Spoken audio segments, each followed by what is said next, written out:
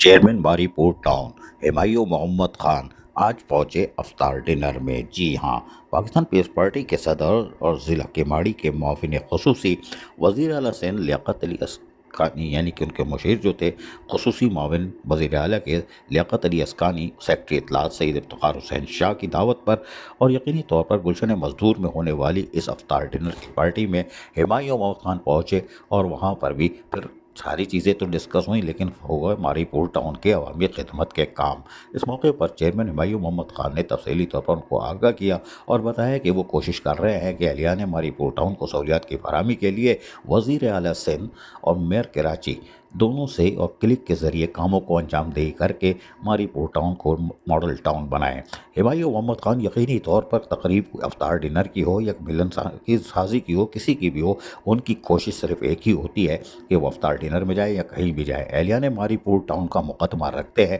تاکہ ان لوگوں کو